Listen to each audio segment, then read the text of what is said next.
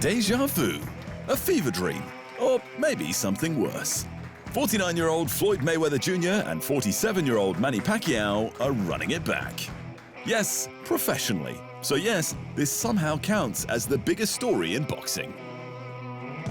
It shouldn't be a huge surprise. The announcement landed just days after Mayweather teased another comeback following his upcoming 2026 exhibition with the 58-year-old Mike Tyson, alongside a new multi-fight deal with CSI Sports.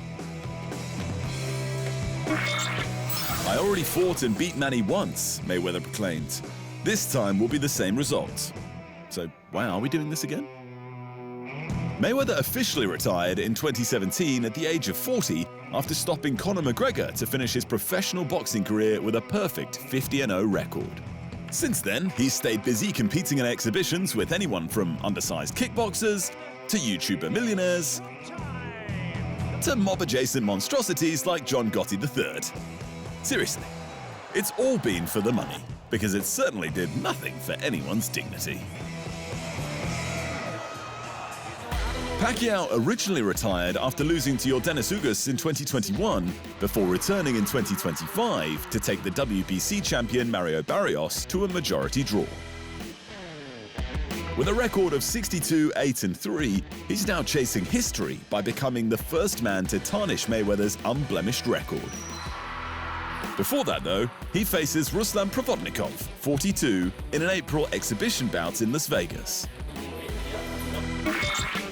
"I want Floyd to live with the one loss on his professional record and always remember who gave it to him," Pacquiao said in a statement. "The fans have waited long enough. They deserve this rematch." But what do the fans do to deserve this? The first time the two met was back in May of 2015, when Mayweather outpointed Pacquiao in a mega fight that famously failed to deliver. It was a tactical snooze fest that was 5 years too late and involved a diminished Pacquiao nursing a shoulder injury that required immediate surgery. But Mayweather-Pacquiao 1 made absurd amounts of money. The bout pulled in 4.6 million pay-per-view buys in the US alone, generated over $410 million, and smashed gate records with $72.2 million. While the UFC held an event at the $2.3 billion Sphere in 2024, this will be its first boxing headliner, and it's almost guaranteed to be an even bigger spectacle.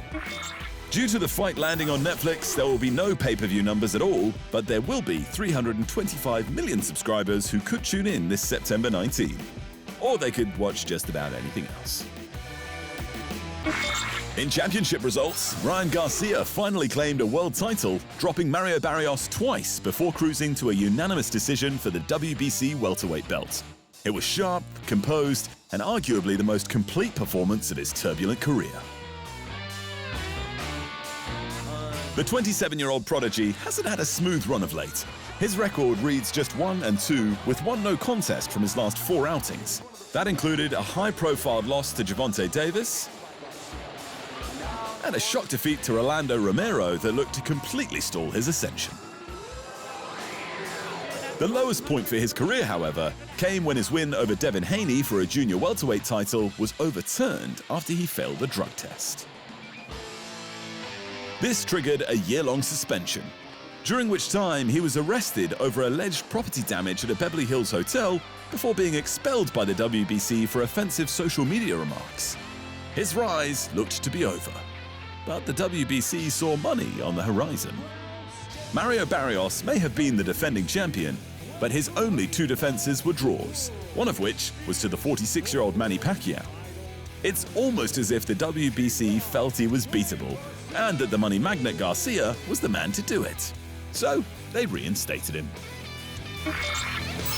"I believe it was like a masterclass, but I should have got the knockout, to be honest," Garcia said after the win. "It wasn't just the left hook. You all were saying, 'Watch out for my left hook' the whole time, but you saw my right hand working tonight." It is his left hand that usually gets the attention, but Garcia leaned on his right hand, dropping Barrios early and dictating every exchange. Speed, variation and timing kept Barrios guessing and covering up as Garcia controlled range and tempo until the final bell. "You know who I want? He's right there. So, Shakur Stevenson, let's go," said Garcia. "Hey, I want to be a great champion, and I'm not scared of I fought Devin Haney. I'll fight Shakur Stevenson. I'll fight anybody. Calling out the new lineal and WBO junior welterweight champion Shakur Stevenson is a huge step up in competition, especially as he already has a win over Haney. It would also be one of the biggest fights of the year, so for once, the option could be worth the payday. In the co-main, Antuanne Russell retained his WBA super lightweight title.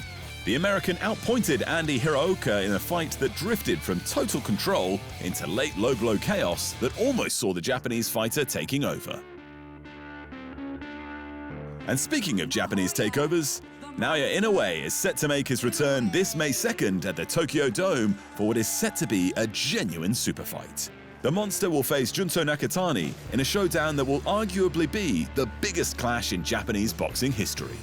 Inoue will enter the stadium with the ring, IBF, WBA, WBC and WBO junior featherweight belts, following a statement-making 2025, 4 wins, 4 demolitions and universal acclaim as the year's best fighter. Nakatani, also unbeaten from his 32 starts, is the 3-division champion who made his successful junior featherweight debut in December with the sole intention of meeting Inoue. The 2 pound-for-pound elites are set to throw down this May 2nd on the sport's biggest domestic stage, the Tokyo Dome in Japan. It's gonna be epic. And in Detroit, Claressa Shields handled Franchon Crews-Dezurn with a clean sweep on the scorecards. While T-Rex defended her undisputed heavyweight crown with a perfect shutout decision, the fight was far more action-packed than the numbers suggest. I haven't seen a fight that exciting in women's boxing in a very long time, and I haven't been in one where a girl could rumble like that, said Shields. I know the scorecards was 90-100, but I think she got me 2 rounds. I just don't know which 2. The victory marked Shields' second defense of the heavyweight titles since beating Danielle Perkins in 2025. And next on the menu? Shields has her eyes on a potential clash with super middleweight champ Déjà Green, before dropping down for a potential catchweight clash with junior middleweight champion Mikaela Mayer. And then after that, what are we in, 2026 right now? Asked Shields. I want to have my own kids. So in 2027, I think I want to take some time off and have my own kids.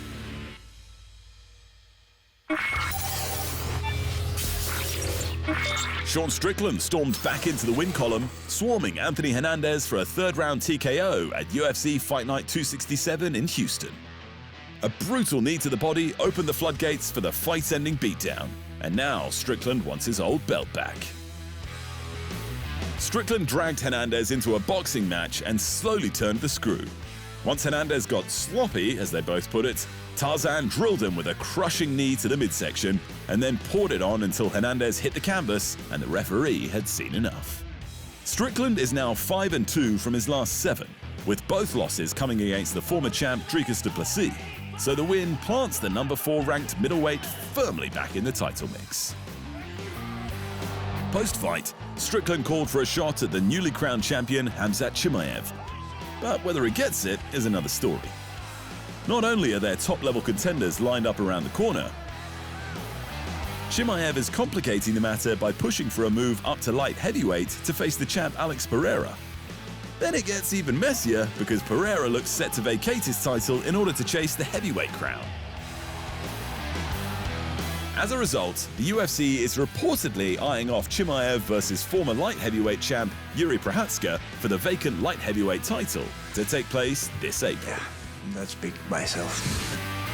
Strickland, unsurprisingly, had thoughts on the matter. Not just on Prochazka, but the whole situation.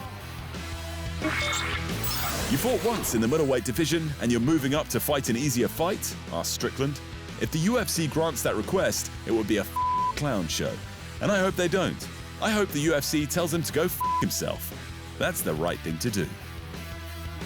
There were no Fight of the Night bonuses awarded at Fight Night 267, but 100k performance bonuses went to Strickland, Uroš Medic, Melquizael Costa, and Jacoby Smith for their outstanding finishes. Staying in Houston, White also addressed the newly announced showdown between former UFC icon Ronda Rousey and women's MMA pioneer Gina Carano, a super fight he once tried to make himself. Since the bout was announced, Rousey claims to have pitched the idea directly to White, but negotiations stalled with the UFC's new owners TKO and UFC exec Hunter Campbell. Enter Jake Paul and ex-UFC employee Nakissa Bidarian, whose most valuable promotions sealed the deal between another two of the most influential women in combat history. Rousey and I have been talking about this since last year, admitted White. It just didn't work out. But I'm happy. Me and Gina are in a really good place. We weren't at one point. I'm happy for both of them. Rousey vs. Carano lands this May 16 at the Intuit Dome in Inglewood, California.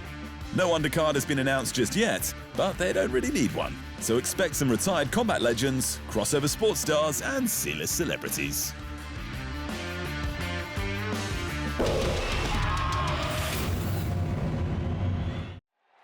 Thanks for watching. And remember, if you want more fight sports in your life, just hit the subscribe button.